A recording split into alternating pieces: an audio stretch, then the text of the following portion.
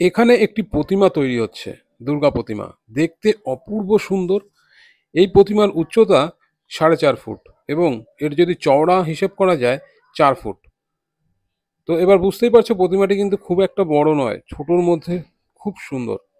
আসলে কুমোরটুলিতে আমি এসেছিলাম ঘুরে দেখতে, হঠাৎ করে এখানে দাঁড়িয়ে গেছি, আমার চোখ এখানে আটকে গেছে। এক শিল্পী কুমোরটুলির দিলীপ পাল, তিনি তৈরি করছেন এই প্রতিমা।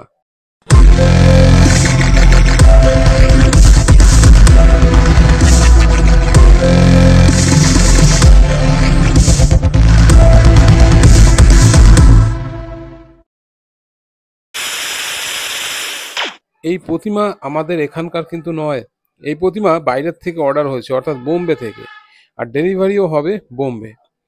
তো বুঝতে পারছো পুজোর অনেকটা সময় আগেই কিন্তু রেডি হয়ে গেছে এই প্রতিমা। আর ঠিক এখন যেরকম দেখা যাচ্ছে এইভাবেই কিন্তু এই প্রতিমাটি কমপ্লিট হয়ে গেছে এবং এইভাবেই কিন্তু পাড়ি দেবে সুদূর বোম্বে। এটা বাইরে যাবে, এটা কোথায় যাবে দাদা? বোম্বে যাবে।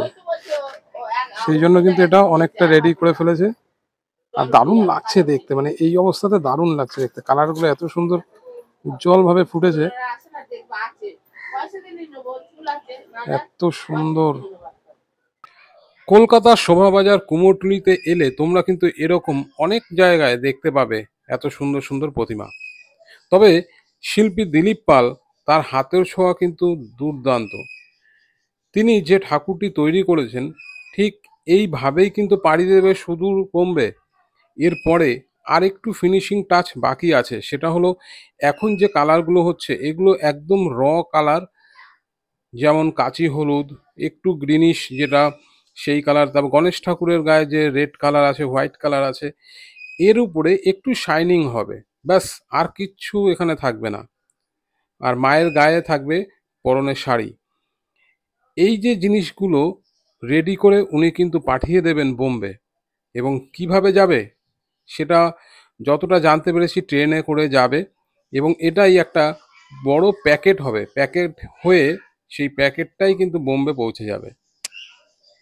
এবার একটু বলে রাখি, এই যে প্রতিমা আমরা দেখছি এই প্রতিমাটা একটু অন্যরকম। তো আমরা সাধারণত যে সমস্ত ঠাকুরগুলো দেখি সেগুলো যেরকম হয়, এই প্রতিমা কিন্তু একটু অন্যরকম।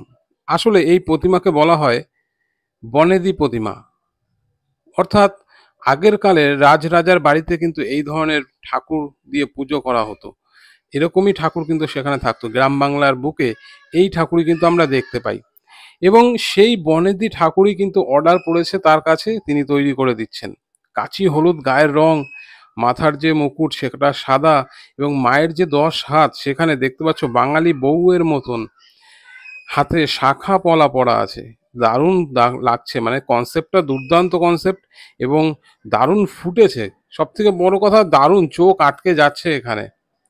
শিল্পীর চোখে এতটা সুন্দর করে ফুটিয়ে তোলা হয়েছে এই প্রতিমা, যা সত্যি সমস্ত মানুষের চোখ আকর্ষণ করবে, সমস্ত মানুষকে কিন্তু দাঁড় করিয়ে দেবে এই ঠাকুরটি দেখার জন্য।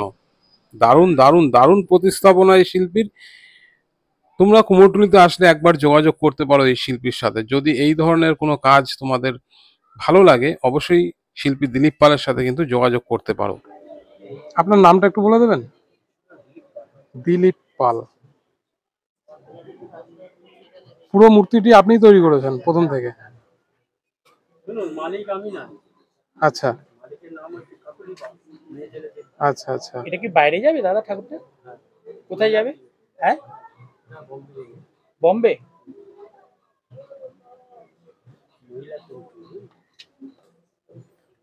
কি করে যাবে এটা? ট্রেনে?